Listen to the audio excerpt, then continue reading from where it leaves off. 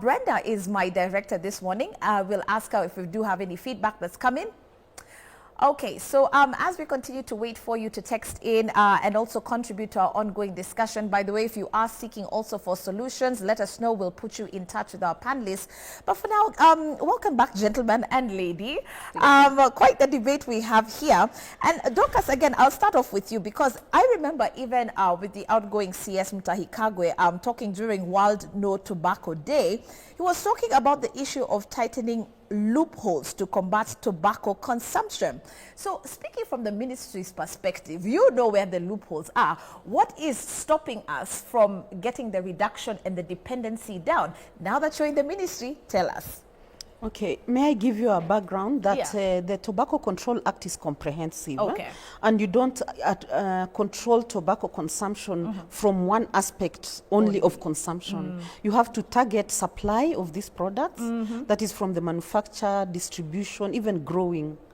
And secondly, you have to create an environment that supports people not to start smoking or using tobacco products, or those people who are using to reduce their consumption, and those who have quit not to relapse.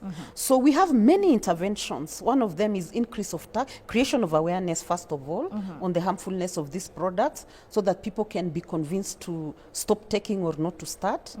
Secondly, we also provide cessation services in the health structures. We have trained over 100 facilities around the country. Recently, we went to 24 counties, and part of the conversation we were having is on cessation, integration of these services. Ministry of Health at national level makes policy guidelines. It doesn't provide services, but these services are provided in the health service system, in the facilities and in the community.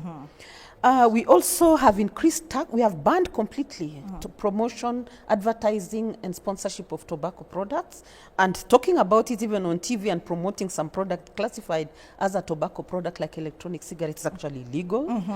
And we have raised tax in Kenya to make tobacco products expensive and therefore deter people from consuming them. We have banned sale of single sticks or single units so that people can feel the pain of buying a packet. And when they buy the packet, they see the message and the health warning in the tobacco products. Okay. Those are the things. And tobacco consumption in Kenya is actually going down. Okay. Yes. And so, the loopholes, to answer your, I'm sorry, I give you a background to create awareness. And also the loopholes, one of them is that we have new products, we call them novel and emerging products, that are trying to circumvent the legislation, including electronic cigarettes, nicotine pouches, for example. They are being introduced because the ordinary products that have been there have been controlled. But now the industry comes up with them and they say these are not products, they are not tobacco, the nicotine is synthetic, and so on and so forth, using many front groups and even professionals. But this one is one of the loopholes: industry interference and introduction of novel products. Number two is that we have illicit trade in Kenya, but we have controlled it through implementation of one of the world's best track and trace system. It is an example. We are also reducing tobacco growing, and it requires a lot of money to do all these interventions. So the country, the government has also put a levy on tobacco manufactured in Kenya or imported into the country to finance tobacco control. And Chairman, come in here, Joseph, when you talk about how you're being categorized as alternative products within the same category as, you know, your conventional cigarettes, for example, you have an issue with that because you're falling in the same tax bracket. You're pretty much being weighed the same. But when you talk about non-tobacco products, how does that make you feel, obviously, even as an advocacy group for alternative products? I think it's misleading for the smoker, because if what you're telling the person who's using cigarettes is that there is no difference between those products and these other products we're advocating for, which is simply not true. Scientific evidence will show you that's not true. In the US, for example, similar products such as the ones she's mentioned, the pouches, they're allowed to be labeled as safe alternatives to cigarettes. Why would the FDA do that in America if they know they're misleading the public? It's because they're not. what Kenya needs is to relook at the scientific evidence that's on the table, and to let the smoker understand first that nicotine does not cause cancer, it's not carcinogenic, it is listed as an essential medicine by the WHO. So if you can use the same harm reduction science that is being used in other countries, I mean, it's a no-brainer. Yeah. Dr. Ari, jump in because I want to sample a couple of text messages. And you know, the question here is, you're talking about harm reduction strategies. So take us again back to the facts. When you're talking about different markets, you've mentioned Sweden, you've mentioned England, and what have you. What are you actually seeing in terms of the positive outcome? How are individuals responding to these harm reduction strategies that they have, like, for example, the alternative products being introduced in the market? Yeah, thank you very much. Just to give a brief background, the Ministry of Health uses WHO's FCTC acronym called Empower to enforce all the tobacco laws. M stands for monitor tobacco, P is to protect the people, O is to offer the services. We have enforcement and raising taxes. Of all those strategies, yes, O is the least implemented. In fact, studies have shown that O, offering services to the consumer, yes, its implementation is less than 20%. And now that is what is forming the background. If we go back to the FCTC, it defines tobacco control as a range of demand, supply, and harm reduction strategies. Our Tobacco Control Act has failed to recognize harm reduction strategies. I don't know whether it was by design or ignorance. It's just completely ignored. That part of harm reduction strategies does not exist in the Tobacco Control Act. Yet the Act was primarily lifted from the WHO's FCTC. Number two, WHO in 2015 came up with what we call global nicotine reduction strategies. They realized that for us to get these smokers out, we need a scientific way of reducing the nicotine content in cigarettes. And they recommended, why don't we produce or recommend cigarettes or products with less and less nicotine, what we call very low nicotine levels. That is the formation of the background of science, that for you to get this person out of nicotine, you must offer a tapered dose until they get out of. Now, science shows that tobacco has more than 7,000 carcinogenic substances. Nicotine is not carcinogenic. So what we scientists are saying, we must go back to the drawing table and ask ourselves, we have our focus is the user. Yeah. The user. The government can do all the other regulations. The user. How do we assist these users to quit smoking? What harm reduction strategies are there? And science has shown that when you taper down the dose of nicotine through the assistance of professionals, you will get this smoker out of smoking. Number one, you will quit their tobacco consumption habit. And Number we know two, tobacco, when you burn tobacco, the combustible cigarette, you consume a lot of cancer-causing agents, tar, carbon monoxide, formaldehyde, acetaldehyde, and so many other tobacco-toxic substances. Okay. The other concept is, how is this tobacco processed? Tobacco is grown, dried. There are various forms of drying tobacco. Sun, air, heat, smoke. Yeah. All of those drying methods will constitute addition of more cancer-causing agents into the leaf. Okay. Number three, Yeah. once it is dried, it's fermented. There is a science as to why it's fermented, to increase the nicotine level. Science has shown that the moment you ferment tobacco, you more than 10 times increase the cancer-causing agents in the leaf. Okay. Okay. And that is what scientists have noted. And they say, no, like Sweden, they said, we will never heat our tobacco leaf to dry. Okay. We will sun-dry it, and we will not ferment. Okay. Dr. Let me stop you there because I understand we have some text messages that have come through, perhaps even questions. Brenda, please let me know. If you haven't sent in, obviously, your text message just of yet, please do, because we have about 10 minutes or so before we go live to the vetting. Someone says, good morning. I like the discussion. I stopped smoking over 10 years. I struggled with different ways to stop, so I went the cold turkey way. Never looked back, but there's no single answer to stop consuming the nicotine. Never never start is the simplest solution to avoid this plague. Okay, that's a good one from George Rukwaro. Thank you so much for that. Robert Chumba says, I don't agree. Only the safety is to stop smoking. Okay, it looks like Dorcas has someone on your team there. John Okumu says, smokers are not only addicted to the tobacco, but also the smoking act itself. I think offering alternatives like inhalers will help reduce the number of smokers, hence the effects. Chairman, getting to you very quickly. Oh, okay, wait, there's another text message here that says, it's Brian and good morning, Kenya. I don't agree with safer tobacco alternative products kwa sababu sigara ni sigara. Okay, so I know you can, or you feel that there's the misconception of obviously what you're talking about, and I want to give you the opportunity here to now really address what even our viewers are saying. They're saying e-cigarette, cigarette, same thing. What Dorcas is actually saying. But on top of that, are you not concerned about the criticism around your organization that seems to be promoting or encouraging young people to start smoking? You know, especially underage smoking, if I can term it as that. And what are you going to do to change the narrative and the message to be appropriate to the right target audience? That is the farthest thing from the truth. Yes. We don't advocate for any child to take up any of these products or cigarettes. Yes. Myself, I struggled with smoking.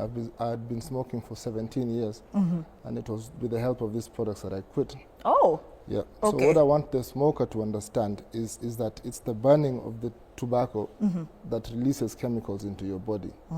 Once you take out the burning, you automatically reduce the effects. Yeah. Or the harmful part of the cigarette. That's us advocating for products such as electronic cigarettes and the nicotine gums and pouches and everything. It's because we understand that it's a struggle for somebody to quit smoking. So it's only fair to sympathize with the smoker and offer them help.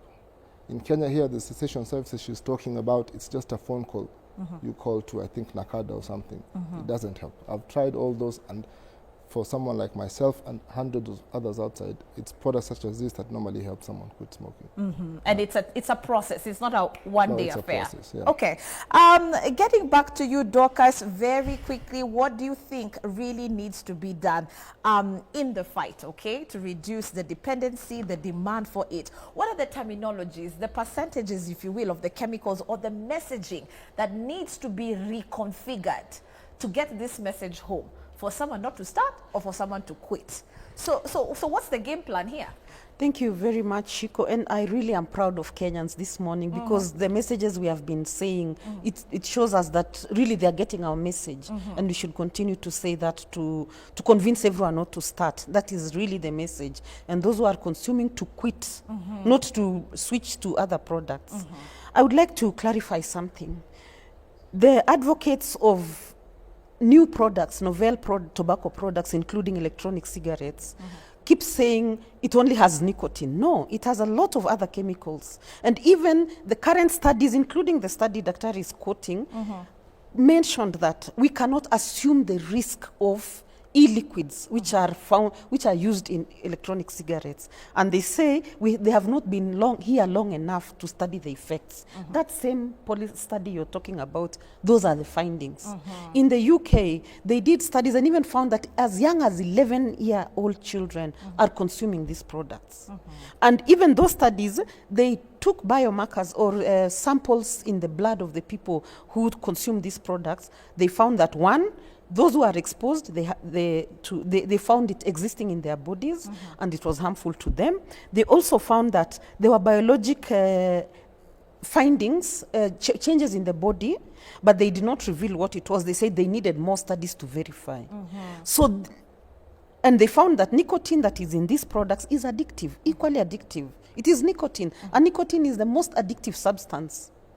And even a little bit of it to a new brain that has never tasted it, it triggers it to remember and reminds it to want more and more. So the best thing is not even to give an alternative. There are products that are called nicotine replacement therapies, and they are in volumes. The content of nicotine in those products is so minimal that it is tapered off from a certain percentage until the person can do without nicotine addiction. Okay. the most effective way to consume nicotine is through the lungs. That is why tobacco industry is trying to promote electronic cigarettes, because it's inhaled, vaped, inhaled, Right. because it goes to the lung and it instantly goes to the brain and to the rest of the body. Right. They are opposed to any product that I don't hear them marketing patches, lozenges, nasal spray, etc., chewing the Nicorette or the nicotine replacement gums, Yeah. but they are promoting an inhaled product. This is exactly the way the industry promotes these products. Number two, there are many scientific facts that have been misrepresented this morning. Let us be factual. When we talk about what nicotine replacement therapies are, let us be sure to define them properly. Okay. And it doesn't include nicotine, electronic cigarettes. Okay. Let us also be very true that even in Sweden, whatever Sweden you're talking about, snus, which is tobacco pouches, originated in Sweden. It is a tobacco product, controlled as a tobacco Okay. product. Okay. So, lastly, you asked me what we need to do. We are literally out of time. So Yes, so I think we should first stop propagating Yes. these products because they are wrong. They are tobacco products. They cause addiction. And when you say nicotine doesn't cause cancer, electronic cigarettes have nicotine, which causes cardiovascular disease. It causes other inflammation of nicotine All right. patches and Because- that?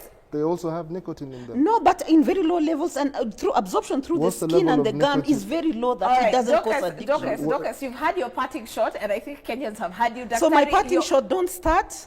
And those people who want to quit, there is services available for you, and it is not electronic cigarette. There's no safe Okay, alternative. Daktari, what is your parting shot, and what would you like to tell Kenyans very quickly, your one-liner, so that we can say goodbye? Yeah, my parting shot is that we stick to science.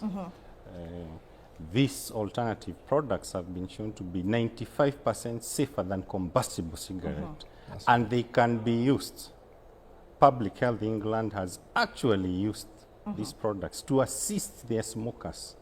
50 to 70,000 smokers in England are quitting smoking every year. 700,000 people in France have already used these products to quit smoking. So we need to ask ourselves, we have been doing the same thing for the last 2 decades, but our smoking rates are going high. So what Can we get a scientific solution? Can we look at what others are doing? Can we leave it to the experts? And most importantly, if you don't use these products, please don't start. Okay. If you're not a smoker, remain as But such. let's get All right. facts right. Chico, Dorcas, we tobacco have to go. consumption is going down, Okay, not up. Dorcas, we So have let to us end get the there. facts right. Tobacco Daktari. Atlas has All said right. the Okay. In consumption low and of middle income countries, not Kenya in is Kenya. one. Kenya No, is it's one one, middle it's income one, but country. you have to be specific No, about Kenya- All right, Kenya It is not an true. element. All the things you have said this morning Thank you so much is for all your just time. misleading We're information. going No, to it end is it not. there because we have to take a live feed, okay? But we want to thank you so much for taking time to obviously explain to the viewers, and for you, dear viewer, by the way, this is a personal choice. You've had the facts on the table, whether it's, as Dr. is saying, follow the science. You can hear Dorcas talking about let's just continue with the no smoking policy and quit cold turkey. That's the only way to do it. But Joseph as well, obviously giving his point as to what has even worked for him on a personal level. And so there you have it from them. We would also want to encourage you to do your own research around this, tafadhali. But in the meantime, asante sana for the feedback that we have received so far. I know there are so many more. Pole sana will be sure, obviously, to carry forward this discussion. That being said, we are going to be going live to the vetting process that is just about to kick off in a couple of minutes, rather. It is the Cabinet Secretary nominee vetting process that will be starting as from 9 a.m. Please stick with K24 for that. Okay, have a wonderful day up ahead. Bye-bye.